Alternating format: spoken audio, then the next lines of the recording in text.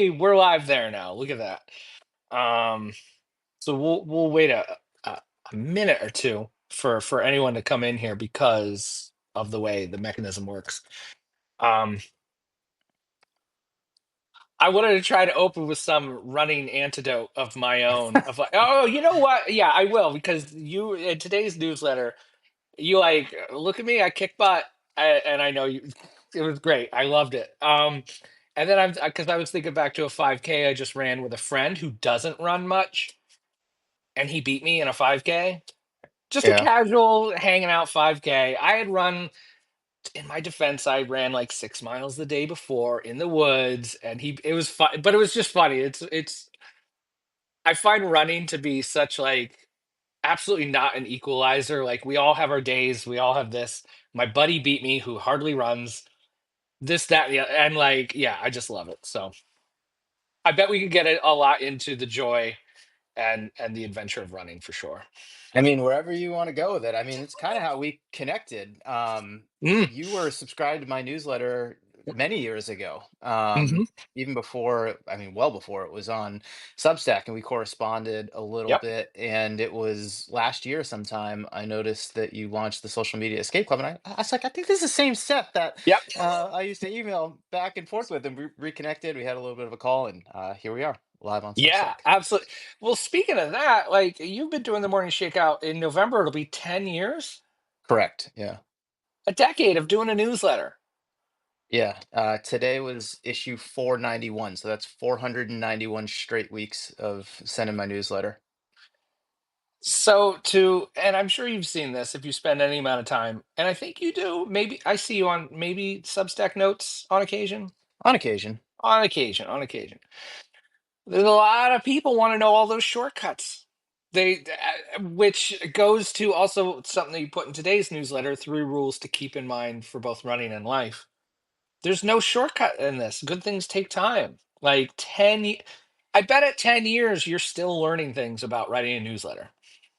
Yeah, I mean, the space itself has evolved a lot over the last 10 years, but if I weren't learning and I weren't engaged, I wouldn't be doing it. I mean, I've always taken the long approach, and for me, I mean, this newsletter started as a creative itch that I wanted to scratch. Now it's a fairly significant part of how I make my living. I could never have imagined that 10 years ago when I launched it. I mean, circumstances in my life changed that I had to make some decisions, and it kind of led to the morning shakeout being part of how how I make a living. But it's always been a creative outlet for me. It's an itch that I wanted to scratch. And 10 years later, it's an itch that I still scratch every week, and haven't missed one in about 10 years now. You haven't missed one. I've Not not not a missed a week. No. That goes along with something I just mentioned in another Substack live. Seth Godin just published Mhm. his 10,000th blog post. And he goes every day. That Yeah, I mean, a little that is different. mind Yeah. blowing. That is mind blowing. It is different. I mean, I think if I chunked mine out, I could probably have a piece of content that I could put out every day. Because a lot of his posts are short, some are long, and that's how my Yeah. newsletter kind of flows. Some of the posts are pretty short, some are pretty long, and it really is a roundup of what are essentially blog posts. And I mean, you and I are close to the same age. I think you're a little bit older than me. I'm in my early 40s, and I came up in the blogging era. So Yep. I really have like a very fond nostalgia for the early 2000 blogging days because I was a Mm. part of that. And it was something that I was involved in. There were a lot of running related blogs at the time, and there were other blogs that I read outside of running, which I took a lot of inspiration from when I eventually launched, this newsletter. But relaunching the newsletter for me, close to 10 years ago, or launching the newsletter, I should say, close to 10 years ago, was kind of like a rebirth of blogging in a way for me, just in a slightly different format and delivery mechanism, which I'm happy to, get into. But it reminds me a lot of that. And I'm a child of the early 2000s internet. And, this just feels like a little bit of a renaissance. Is wild to think back to that early 2000s internet because, and for how I write with Social Media Escape Club, that Hmm. question always comes up. Oh, how can I do anything without social media? And like, we started things in the early 2000s without social media. Exactly. I mean, and for me now, even today, and this has always been the case with the morning shakeout. Yeah, I've had some bumps because of social media and people have shared some things. I'm not going to deny that, but by and large, my list has grown. This morning's email went out to 13,001 people. I cracked that barrier this week. Mostly word of mouth.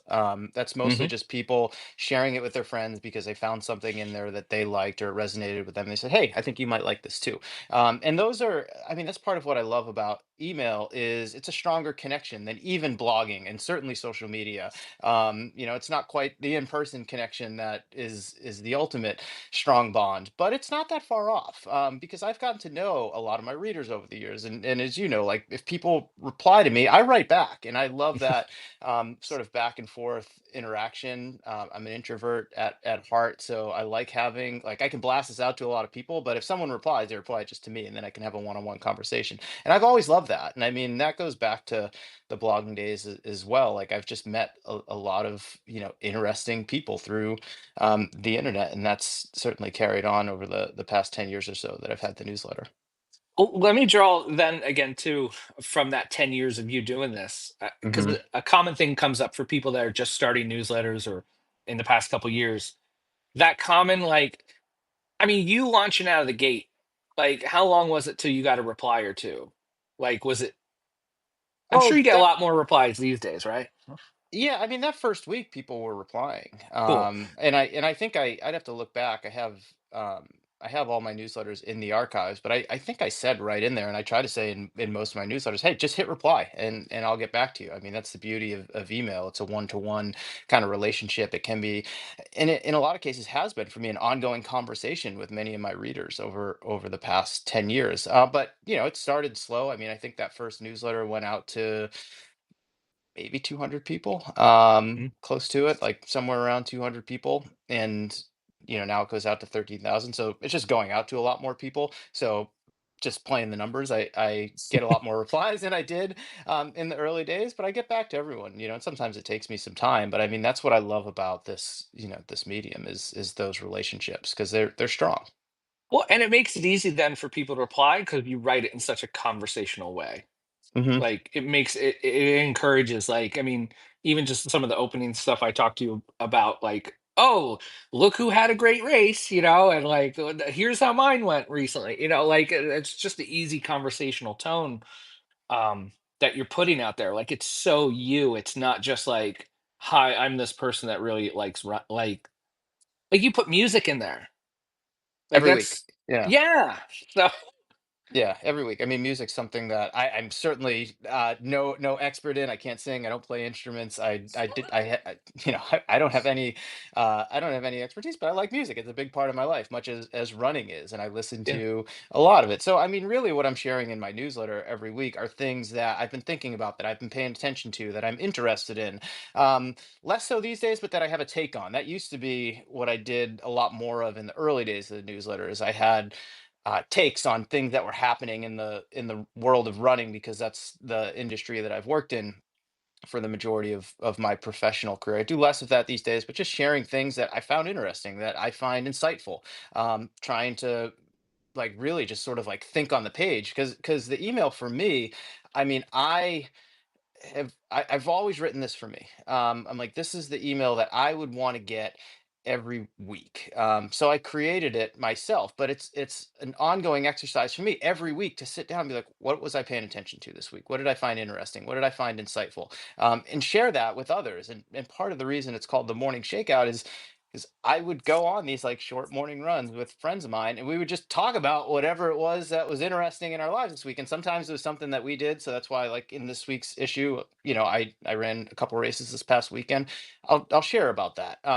Most of the time, I don't write much about my own running. It's like, hey, I watched this thing on YouTube. I read this article. I saw this. I saw this thing out in the wild. Here's what I thought about it, and it's meant to be conversational. It's as if we were out on like one of those morning runs and just kind of talking about whatever. And people will reply to me and they're like, hey, that made me think of XYZ. Oh, you sharing that? Like this morning I shared a Tracy Chapman performance. Someone replied to me and they're like, hey, have you seen this one from 1992 in Oakland and blah blah blah. And I'm like this is cool. This is what I love about like this medium and just the internet. And I'm glad that it still exists in this manner in 2025. And it's great too that you send it once a week. Like once a week is enough. Like Hmm. unlike social media where you might have to post every day or this, in different formats, like you can just do an email newsletter. Yeah, I mean, it comes Tuesday morning, and I schedule it for 2:15 Pacific, 5:15 Eastern. Still late morning in Europe, some other day in other parts of the world, but it comes the same day, same time every week. So, um, that has been intentional from the very beginning because I want to create that expectation that, hey, Mario's going to show up. Like I would for a morning run. Like he's going to show up every Tuesday morning, and there's going to be something to talk about, or you might just hang out and, like, kind of passively pay attention, and that's fine too.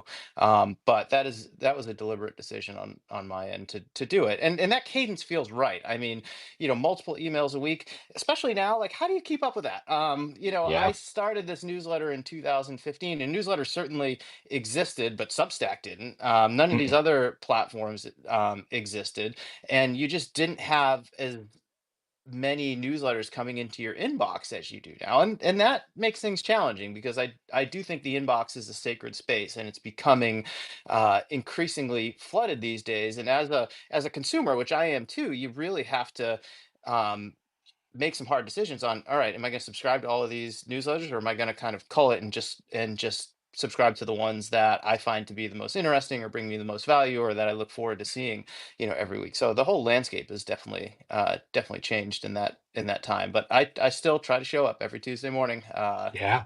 no matter what. Is it 10 years this November? That's amazing.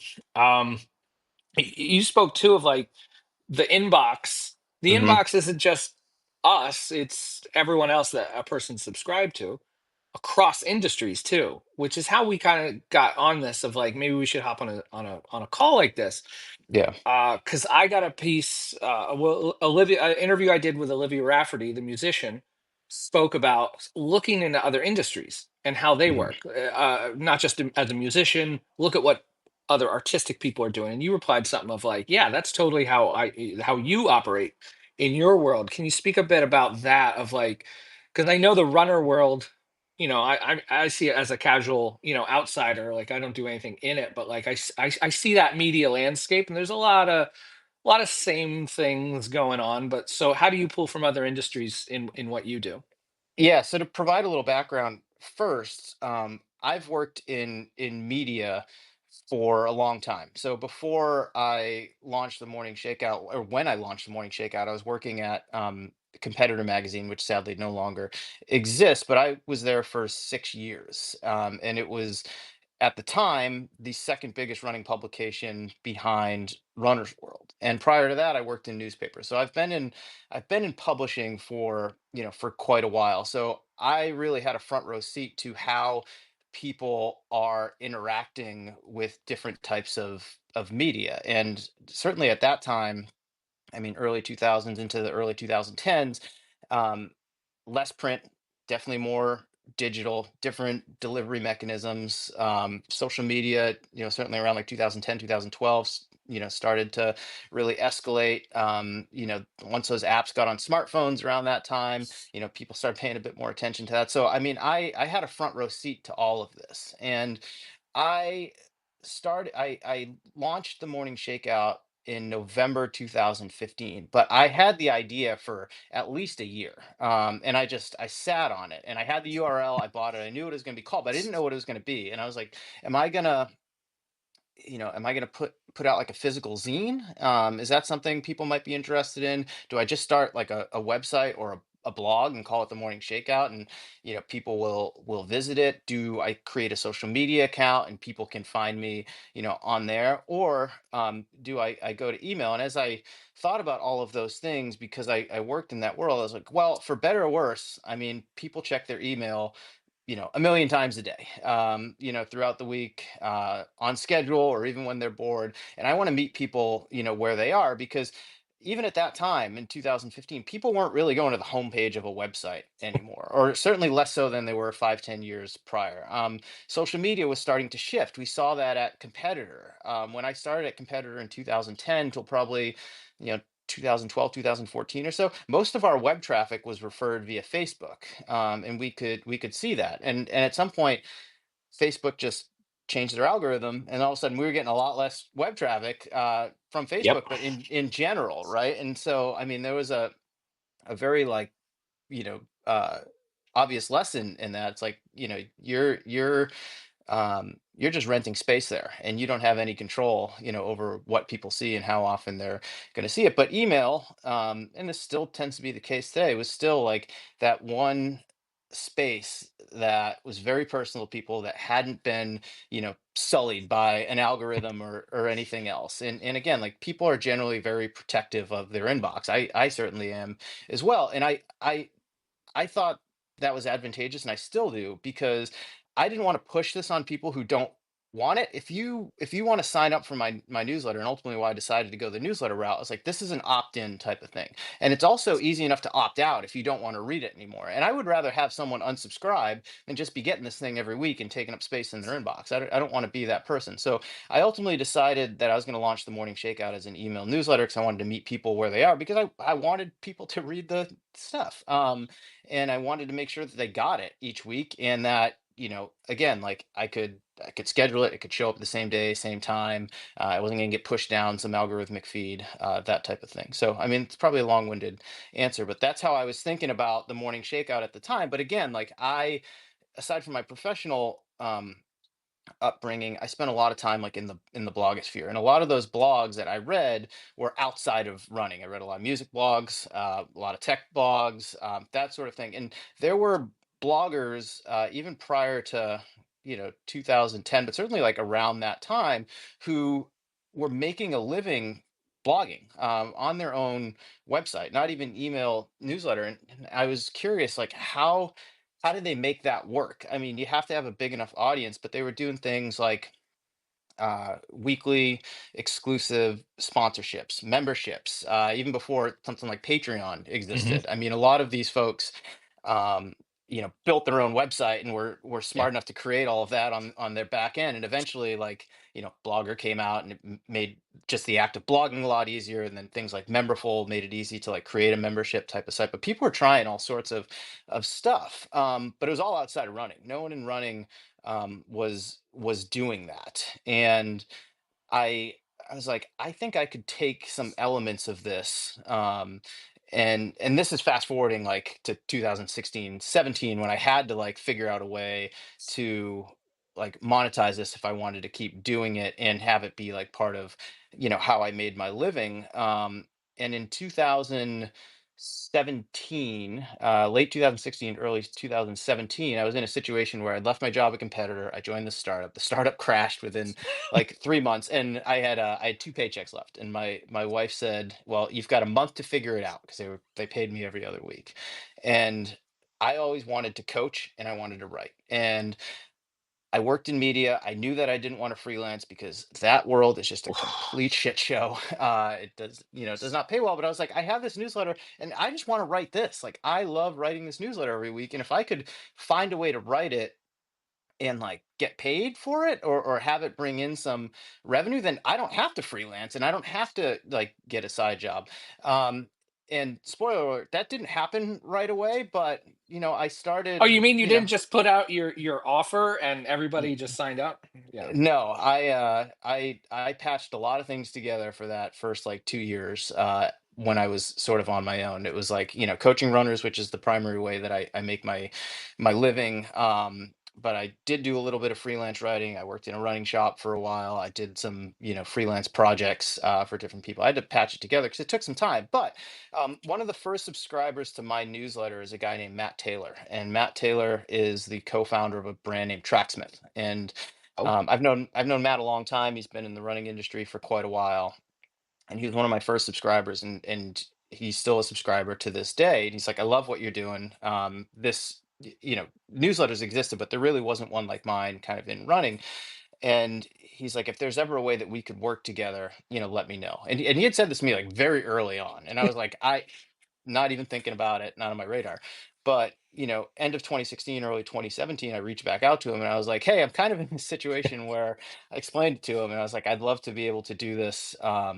Let's find a way, let's see if we can find a way to work together. He's like, well, what do you have in mind? And I thought back to like some of those tech blogs that I had subscribed to. And there's a guy named John Gruber who has a blog named Daring Oh, Fireball, and every day, every day I legend read that site. Yep. legendary since like Yep. 2002, and he mostly writes about Apple and tech, and kind of one of those things. He started it, was working at another company. It's like, I just want to do this, and tried a bunch of different things, to monetize. It's been his full-time job now for I think like 20 years or close to Hmm. it. And what has worked best for him were these like weekly sponsorships. He didn't call it advertising, and it is a form of advertising, but he called it weekly sponsorships because they were exclusive. It was one brand. He didn't want to litter his site with all these pop-up ads, and like he wanted a good user experience, which was important to me as well. And sort of the same thing with the newsletter. I mean, that was not a model at the time. And I was like, I think I could do this in a newsletter, and like, give a brand like exclusivity and like a prominent space like on the banner. And then, we work to figure out what the copy is, if they want to set up a code, whatever it is. But I want to make it exclusive because I don't want to litter this thing with ads. So I tried that with Tracksmith, and that was like late 2016, early 2017.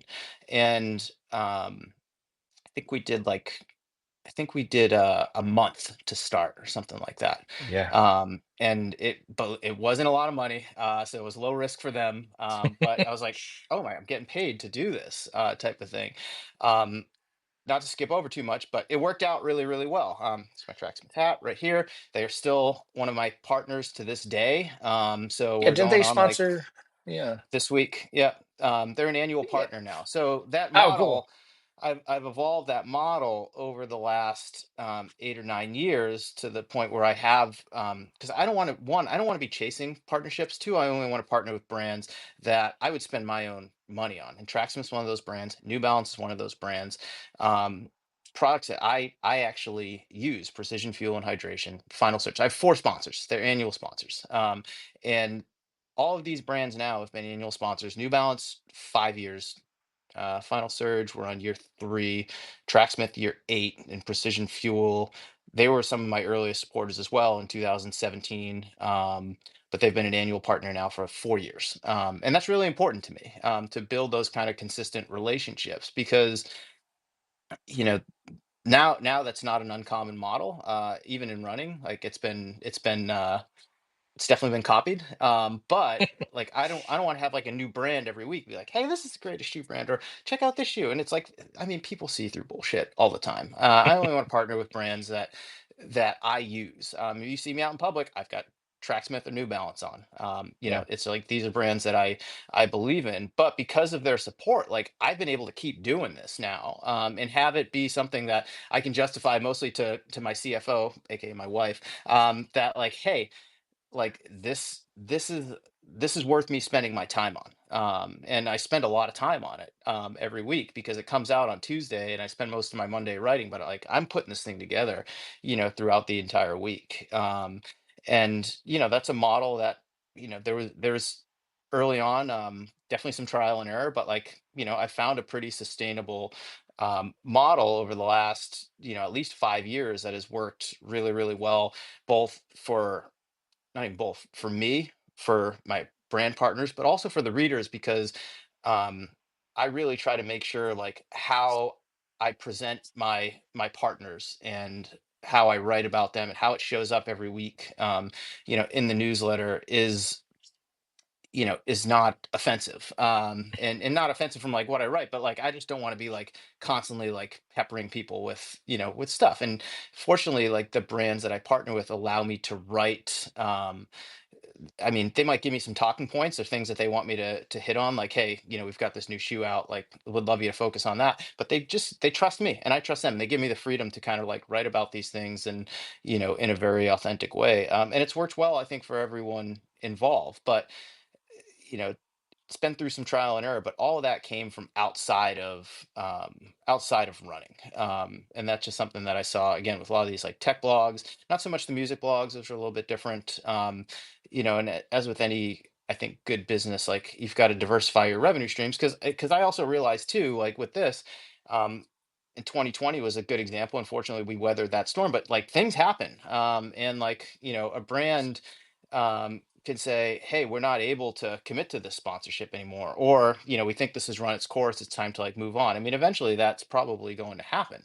Um, but I also need to make sure that when, if and when that does happen, I'm not just standing there, with my tail between my legs, being like, what do I, what do I do next? So like I've done some other things too, that have helped just kind of diversify my business, but a lot of that's been inspired from outside of traditional running media.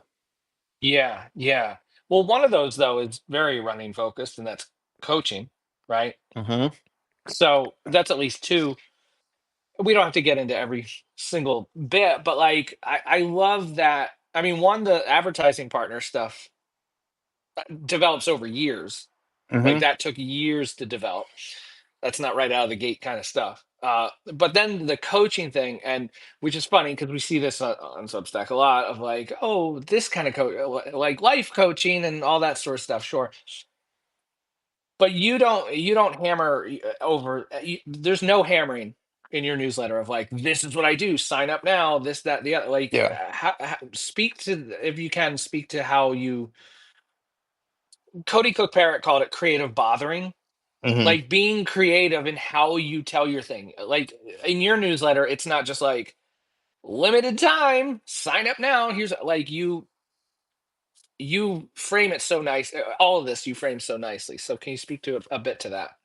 Yeah, I mean, with coaching, that is how I spend most of my working time. I'd say probably 85-90% of my working time is spent on coaching. And that's, certainly writing training plans, interacting with athletes, thinking about all of those things, like staying on top of research, like all of those things. Like that's how I spend most of my time. And that's also where most of my income comes from. And I've been doing that a long time too. I mean, I started doing that unknowingly in the early 2000s, right after I got out of college, and I had my first paying athlete in 2009, and it was always something that I did on the side. And again, when I ended up in that situation in 2016, I mean, that was the first thing I could scale up. And I've been fortunate in that I have to think that I'm, not to pat my own back, that I'm doing a good job, because all of my coaching, all of my athletes are word of mouth referrals. I've never had to advertise it, and I feel fortunate that that's the case for me. I could, if I needed to, through the newsletter, and I think that would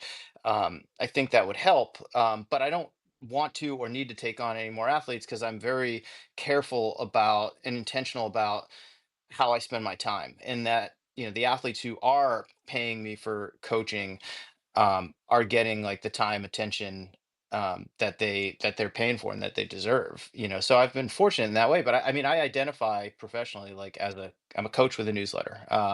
Yeah. Even though I think a lot of people who don't know me or my background as well think like, oh, well, you're a newsletter writer and a podcaster, because I did still do that to a degree. It's like, no, I've always been a coach. And the newsletter, in terms of its substance, has definitely evolved a bit since I started. Because when I started it, I was working at Competitor Magazine. I was an editor. I was responsible for our event coverage, our training content, some features with the magazine, that sort of thing. But again, like I was coaching on the side, and why I started the Morning Shakeout, it was a creative itch that I wanted to scratch, and mostly where I could write about things that just didn't fit in with our content plan at Competitor. Whether that was like an interview that didn't fit in with what we were doing with the magazine and the website. Um, you know, Having a column, like essentially a column of my own, which I couldn't really do there, and where I could like just mostly like share some opinions. And like early on, I was definitely sharing more kind of opinions about the sport, but from the very beginning, I was sharing other things too that I'm interested in that had nothing to do with running. I mean, right from the first issue. And that's definitely evolved, where certainly for the past like 5 to 6 years, I wouldn't say I keep all my opinions to myself, but I'm much less opinionated in the newsletter than I was, and I really try to keep my coaching hat on. It's like share things that I'm interested in, but that I think will be valuable to other people, and let them explore that further. So in a way, like it's kind of a uh, lower touch like form of coaching, in many ways. Yeah, and looking back, I think now I realize that again, a long time reader, and then I just looked through your last newsletter here, and I was like, wait, Because when you said that you don't actively advertise the coaching part, I was like, oh wait, that's because you kind of allow people to like self-discover that, right? Because you have the Yeah, coaching thing at the bottom, but you don't explicitly be like, sign up to get on the list. I think that's more where I remember coming from, because you could look at that and then you could go to the website and you could see all this other like workout stuff. yeah, I wonder. So I guess then word of mouth kind of stuff, probably through your current roster right now, but like people probably can be intrigued enough to reach out about that yeah. kind of stuff, right? I mean, I think the big takeaway there is word of mouth and playing the long game. I mean, whether it's been my Mm. coaching or with the newsletter. I mean, I knew even before I launched this newsletter, and before like coaching was the primary way that I spent my working time and made an income. I knew that if I had my way, I would like to just be. I want to be a coach and I want to be a writer. I didn't know exactly what that would look like, but I knew that that's what I wanted. And I had the opportunity to do that in 2016, as I described a little while ago, and I've been kind of off to the races, ever since. And again, like it has not been a hockey stick trajectory or like a very straightforward path. I mean, it's been a lot of trial and error. But I found now like I've kind of found a mix that works for me. And but through it all, it's like playing the long game and word of mouth have like this is what I want to do, and this is what I hope to be doing 10 years, another 10 years from now, 20 years from now, 30, 40 years from now. So I don't need like hyper growth, and I don't want to chase growth for growth's sake, because I think that's a fool's errand. I mean, that's what I dislike about social media, but there's a lot of that there. I mean, there's a lot of social media coaches who are like trying to make a big splash so that they can get like a ton of clients. I can guarantee you that those relationships aren't going to last very long. And it's the same thing I think with if you're someone who writes or puts out podcasts or music or for a catch-all term, like creates content. Like, do you want a quick hit so that you can get like this huge influx of interest and potential like partnership, or is this something that you want to do sustainably over time? And if it's the latter, it's just a very like you got to play the long game, you got to be patient, you got to make you know put the time and effort into forming like great relationships. Let word of mouth like be your best form of marketing, rather than trying to like game an algorithm. um Trying to do these like hyper growth strategy. Even with my newsletter, like I've never done any. I see these things now, it's like kind of referral type things, like refer 10 people, get a thing, like playing games. Like I've never done any of that. I've never spent a dime. I have some well-intentioned friends who work in marketing who are like, this was back in the early days, like you could spend like $100 on Facebook and like you could get 1,500 subscribers. I'm like, those aren't the subscribers I want. I want the three people that Seth told to subscribe to the newsletter, because it's more likely that they're going to stick around and like form a relationship with me, and like we're gonna have that for like a long period of time. And it's just a very different approach than kind of what's out there these days. Yeah, that viral thing, and I mean, really, I mean, we're doing this interview on Substack. You joined Substack not that long ago, and it's changed Hmm. since you've joined a whole bunch of stuff. The whole notes thing, everyone wants to go viral, and I've seen people, I do keep my eye on that kind of stuff. People like, oh, I got 3,000 whatever on this and it only led to a couple subscribers, and it's like, well, yeah, that's like, it's just Yeah. nothing that's like easy, like it people say that to me too, social media, because oh, Seth does social media escape club, what's he doing on notes, doesn't he know that's social media? It's like, yes, I Yeah. know it's social media, of course, but here I get to build an email list, at Yeah. least, so whenever things go completely sideways, I can set up somewhere else. You could take the email list with you. And I mean, maybe that's something worth talking about. I mean, I am now sending the morning shakeout exclusively through Substack. I started on Mm, MailChimp back in 2015. I moved to Kit maybe like 3 years ago. Maybe it was like 2022, 23. mhm. Um, was on Kit for a while, and then started just late last year reposting to Substack and just kind of checking it out while still sending most of my list the email through Kit. And again, like what I really liked and still at least like about Substack, it reminds me a lot of those early blogging days. Even just like the comments below the post. If someone doesn't want to Yeah. email me directly, like we can create. That's a way to kind of create community, and have people like kind of interact with each other who are reading the same thing, but they can still reply to the email, Hmm.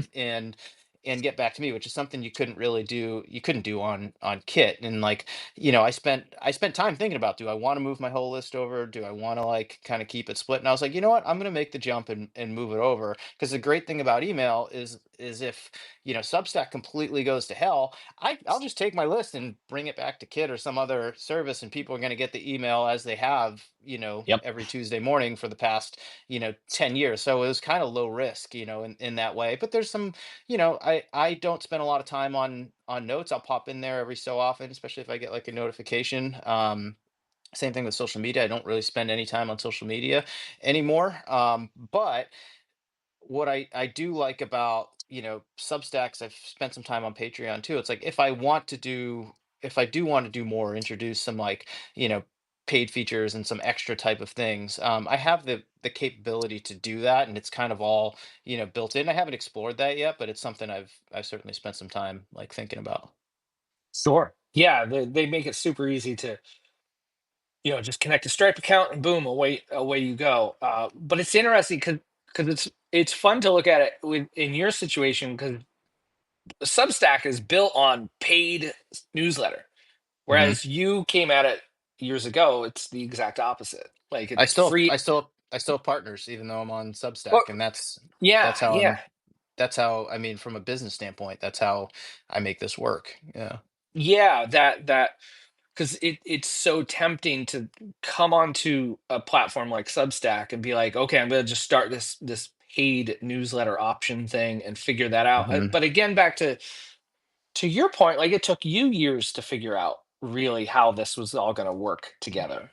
Like hmm it doesn't happen overnight. You got to make mistakes. You got to figure things out.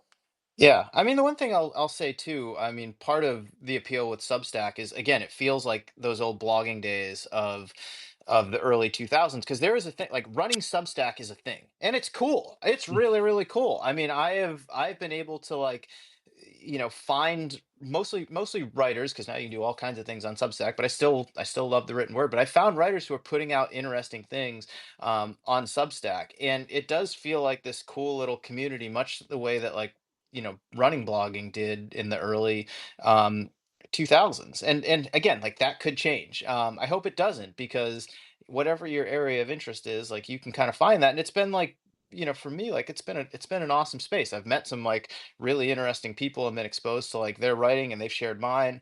And in a way, like we're helping elevate each other, which is a pretty special thing. And I think that's one of the advantages of Substack, and I hope they don't lose that as they continue to grow, because obviously like that's a goal of theirs. So Oh, of course, yeah, it's their yeah, job. That's how they're making their money. yeah, A great point though of like to be around the other running writers. hmm So much of this is just built on the people that we brush up against. Like, I mean, in your coaching work, you're talking to athletes. So you're always getting feedback from them, which can always inform kind of the newsletter. You're keeping up with X, Y, and Z here and there, like in the running world, like different events or whatever. hmm But it's so people based. It's so like the people that you're like rubbing shoulders with is like huge. Like to try to do this in a vacuum is to me that wouldn't be fun. But two, I don't think it would. I don't think that would go very far. Well, yeah, I mean, it's that's not a community too, and I think that's what I like Mm, about this, is like it really feels like a community where we can support and elevate one another and help one another too. I've had people uh, who've found my stuff like through Substack just reach out and ask questions, which I'm an open book. I'm happy to share any of that stuff. mhm. And that's cool, but that is harder to do if you're just like sitting there in a silo, yelling out into the void. Yeah, and I just spoke of this earlier today as I'm beating myself up and doing two of these in one afternoon. But like, no, in the music space of just writing a newsletter, to your point of like being in a silo, it's easy to just shout out into the world of like everything I have for sale. or this new Yeah. thing I have, check it out, and then like that's it. Like it's hard to make that work. And that doesn't mean you have to be a totally open book and talk about like when you cried earlier Yeah. this week. You don't have to be that authentic maybe, but like there's definitely that area in between that, like especially in the email format, that like because so many good, well, and bad things can happen in email. People get jobs like acceptance letters from colleges in their Hmm. email. There's so many good things that can come into your email inbox and bad things, but like so why not, why not make it's the idea of like make that where Seth Godin says it, like would people be sad if you were gone? If Yeah. your email didn't show up on Tuesday, I bet a few people might email you and be like, yo, where's the newsletter today? Yeah, I mean, if that happens, I've either decided to quit it completely or I'm dead. One of No, those two no. things. But I mean, that's probably the truth. I mean, I think that's pretty close to the truth. I've either, if the morning shakeout doesn't show up on a Tuesday, I've either said, "Fuck it, I'm not doing this anymore," or I'm dead. Just quit. Just quit. Yeah. Yeah. So I mean, that's just the kind of the reality of it. And and yeah, I mean, I'm sure there would be some people who are upset. I mean, I hear from people all the time who are like, "Hey, my Tuesday morning routine is to like read your newsletter while I'm drinking coffee before I get ready to go out for a run, or I'm on the subway on my way to work, and that's when I take 10 minutes to kind of read the newsletter." I love that. Hmm. And again, like I think that's I have someone's attention for the 5 or 10 minutes that they're reading my newsletter. That's not something I take for granted. It's the most important thing in the world. It's a non-renewable resource. Like you're not getting those 5 or 10 minutes back. So if you're going to spend it with me, like I kind of want to make it worth your while. And I do try that every week. Like it's very, like at least the way that I write my newsletter. There's a million ways to do it. But for me, I want to feel like, all right, I'm getting my, kind of my weekly download from my friend Mario about all the things that he's been paying attention to, he's interested in. There's probably going to be some insight in there for me. I'll discover something I haven't found. I want it to, feel that way, but it's very much me. And if you were talking to me, that's exactly kind of how I would tell it to you. And if I have any advice for people out there, it's like, don't try to copy someone else. Like, yeah, take ideas like, whole Austin Kleon thing, steal like an artist type of thing. Yep. But like be yourself. And I think that's what's cool about just, the internet. And that can come via email, that can be on social media, that can be, on a website. So when people are themselves, you kind of Hmm. get to know them, or at least like, some side of them. And that's really cool. I mean, there's some just like weird and interesting stuff out there that I otherwise wouldn't have found if it weren't for people telling me about it, or like these cool communities. So For sure. And that's again the blogosphere, like speaking of the early blogosphere where people just linked random stuff and that's how you found stuff. I mean, Substack's doing a really good job of that. Like I find myself watching or look or reading certain food blogger writers now, hmm. just out of the blue. And it's like that's not my world at all. I'm not a foodie at all, but like these people are doing such a watching anybody be super into a thing is like really entertaining for me. Like if you're that into it and like you can and somehow hold my attention, that even if I don't not entirely into what you're doing, like I don't know, I think that's pretty cool. And like I think it's neat that Facebook. Why did I say Facebook? That Substack. Oh my. Freudian Um slip or something, who knows. yeah, uh-oh. But no, Substack right now facilitates that makes it easy for that stuff to pop up and show up. Um, Video is a big part of that, and I mean, we're doing video right now, and not everybody has to do video. That's a thing. Not everybody has to do a podcast. You did a podcast for a while, and that doesn't mean like, okay, this is what I do forever. Like, there's And I lots of and I ways s- all this moves. Yeah. yeah, I mean, with the podcast, I still do. I did it weekly for a few years, and that just became unsustainable. Now I do it Mm, monthly, and it feels like a much more sustainable cadence. And again, like I think the expectation if you're doing this is I got to do a weekly show, or I got to do, mhm, you know, 2 week, and like more is better. It's like, no, do what works for you, do what works for you. And do it for yourself because you're interested in doing it, not because that's what, the expectations are out in the right. world, just because, so and so does six podcasts a month doesn't mean you have to do six podcasts a month for it to be successful. Make it, make it your own, and do it in a way that works for you. And like, again, like for me, like trial and error has been the biggest thing. I've tried different things, they haven't worked, and I'm like, well, I'm not doing it that way. And I try something else. I'm like, yeah, this is much better. I'll keep doing this for a little while, and then you consistent that, or yeah, consistently check in and just kind of reevaluate, and you know. Yeah. How have you seen the I'm not this isn't hot take zone, but definitely in my time of being on social media, I followed a lot of runners Hmm. and got a lot out of that. Now I'm not on social media, so like it's harder for me. Like I don't know a lot of what some of my favorite runners are doing. Some of them do newsletters. 90% of them don't. They're so. Where do you think that might go in the future? Like, I mean, are we going to catch up with like the idea? Our sponsor, are these companies going to be like, oh yeah, maybe this social media thing's kind of is like, are we? When do we get to that point? When does Yeah, that happen? it's a good question. I don't know. I myself am personally not spending nearly as much time on social media anymore. I mean, if I spend an hour a week on social media, I'd be shocked. So Hmm. I don't know, but I do know, because I hear this from people, like, visibility is just less and less and less. But like in the time that I've been on Substack, for example, I've definitely seen more newsletters from athletes, from coaches, from people who are in the running space, which is great. But it's a slightly heavier lift than putting a social media post up.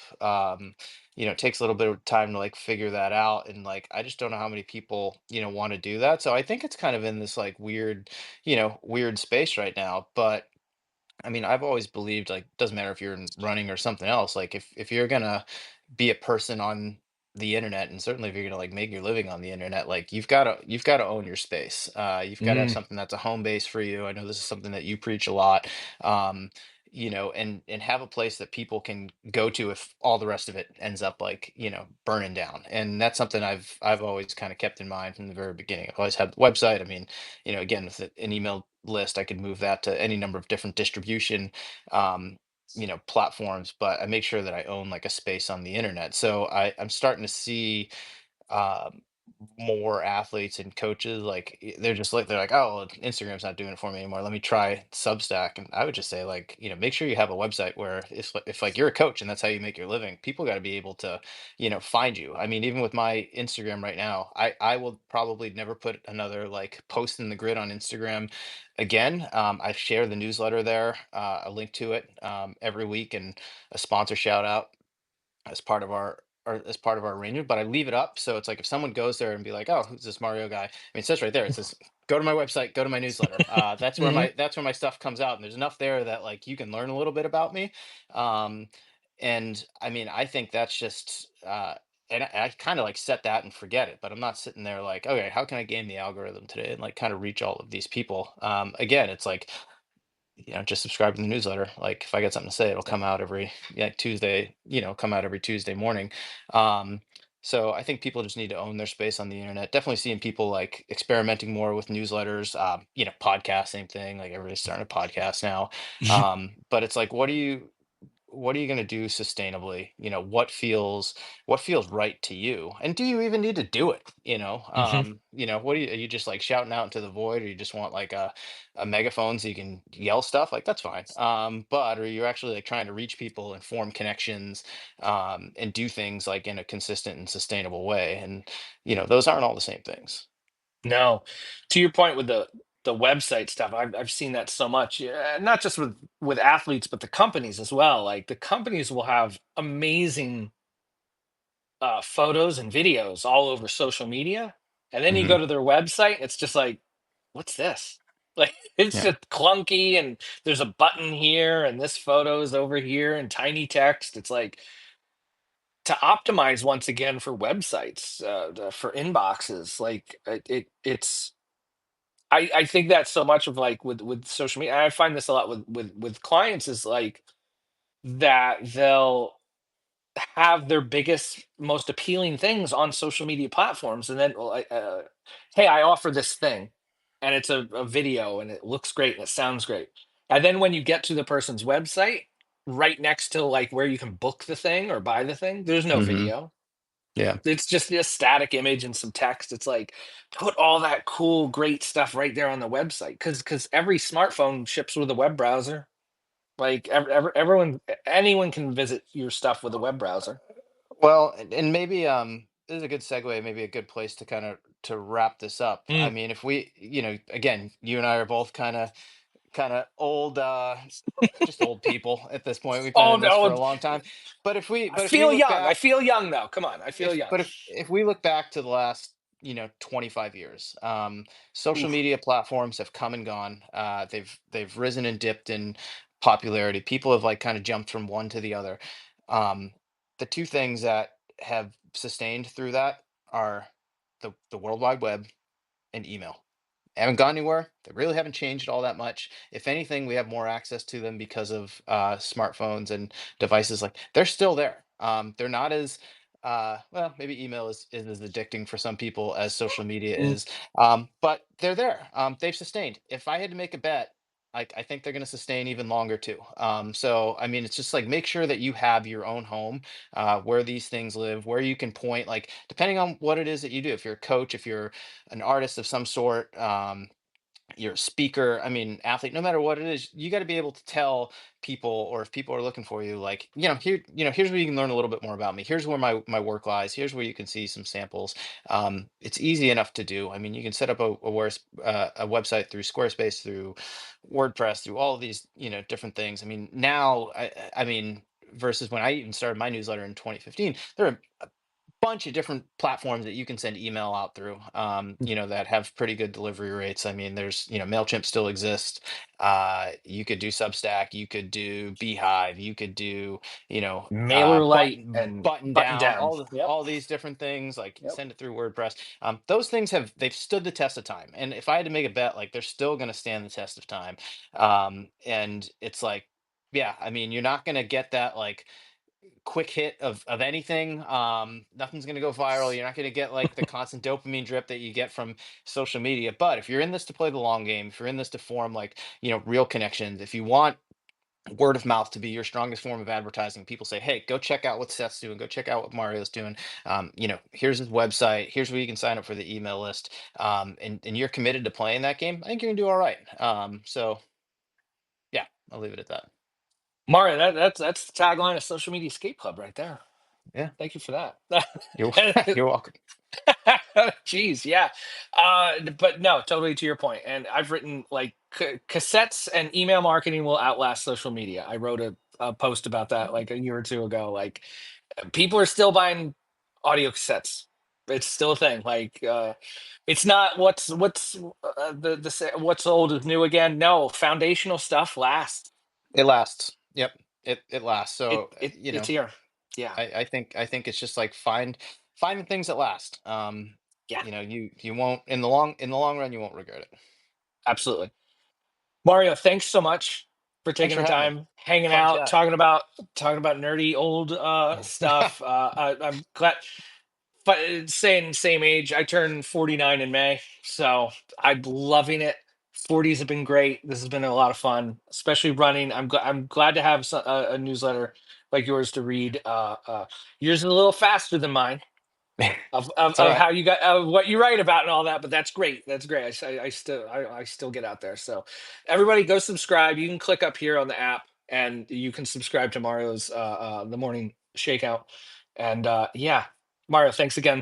This has been great. Thanks, Seth. A lot of fun. Onward to 10 years. November. Yeah, we're at issue Well, 491 as of today, so 500's coming up soon. 10 years in November. Can't wait. 10 years of a newsletter. There you go. All right. Thanks everybody for hanging out. See everybody around. Thank you, Mario. Bye. Take care. Bye.